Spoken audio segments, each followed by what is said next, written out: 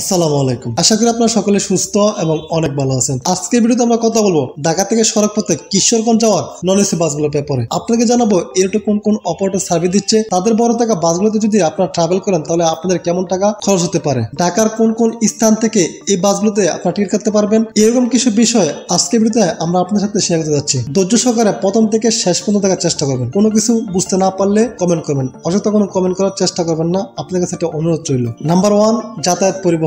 যারা ঢাকাতে কিশোরগঞ্জ রুটে ট্রাভেল করবেন তারা এই যাতায়াত পরিবহনকে বেছে নিতে পারেন, কারণ এই রুটে অন্যান্য বাস কোম্পানি চাইতে যাতায়াত পরিবহন একটু ভালো সার্ভিস দেয়। এই রুটে কোনো ভালো সুনামধন্য কোনো বাস কোম্পানি নেই। জাতীয় যাত্রীরা এই যাতায়াত পরিবহনকেই আস্থার প্রতীক হিসেবে বেছে নিতে হয়। যাতায়াত পরিবহনের বড় থাকা টাটা, অশোক লেল্যান্ড বাস দিয়ে তারা যাত্রীকে সার্ভিস দিয়ে থাকে, কিন্তু তাদের বাস কোয়ালিটি কথা যদি বলতে যাই তাহলে তত একটা উন্নত মানের বাস তাদের বড় নেই। ঢাকা থেকে কিশোরগঞ্জ তাদের নন এসি বাসের ভাড়া 350 টাকা। এই বাসগুলোর সিট কোয়ালিটির কথা যদি বলি তাহলে খুব বেশি একটা ভালো না, কারণ চেয়ার কোচ সিট না। ঢাকা টু কিশোরগঞ্জ রুটে ভালো কোনো বাস না থাকার কারণে কিন্তু যাত্রীরা বাধ্য হয়ে এই সমস্ত বাসগুলোতে ট্রাভেল করতে বাধ্য হয়। এই রুটে কিন্তু যাতায়াত পরিবহনের পাশাপাশি যাতায়াত প্রাইভেট লিমিটেডও আরেকটি বাস কোম্পানি সার্ভিস দিয়ে থাকে। তাদের বাসের কালার, বাসের কোয়ালিটি, বাসের ভাড়া সেম, তাই তাদেরকে নিয়ে আর কথা বললাম না। ঢাকার যে সকল স্থান থেকে এই বাসগুলোর টিকিট কাউন্টার আপনারা পেয়ে যাবেন, ঢাকার গোলাপবাগ, সায়দাবাদ, সাইনবোর্ড, চিটাং রোড, কাশপুর, সর্বশেষ আপনারা গাউসিয়া থেকে এই সমস্ত বাসে টিকিট কাটতে পারবেন। যাতায়াত পরিবহনের সাথে যদি আপনি কখনো ট্রাভেল করে থাকেন, আপনার ট্রাভেলের এক্সপিরিয়েন্স গুলো আমাদের সবার সাথে শেয়ার করতে পারেন, তাহলে সবাই জানতে পারবে তাদের সার্ভিস কোয়ালিটি কিরকম।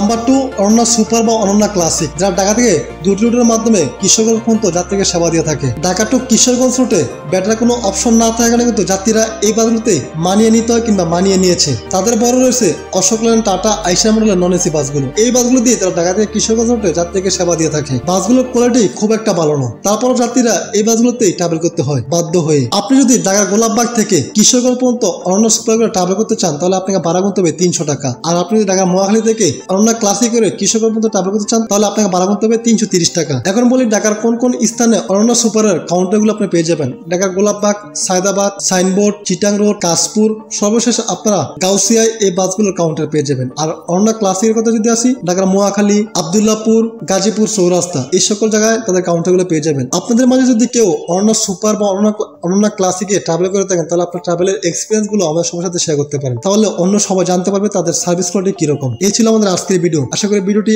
আপনাদের সকলের কাছে ভালো লেগেছে এবং আপনাদের অনেকেরই উপকার আসবে। যদি আমাদের ভিডিওটি আপনার কাছে ভালো লেগে থাকে তাহলে অবশ্যই লাইক, কমেন্ট, শেয়ার করার মাধ্যমে সবাইকে জানিয়ে দেওয়ার চেষ্টা করবেন। সবাই ভালো থাকবেন, সুস্থ থাকবেন। আমাদের পরবর্তী ভিডিও দেখার আমন্ত্রণ জানিয়ে আজকের মতো বিদায় নিচ্ছি। আল্লাহ হাফেজ।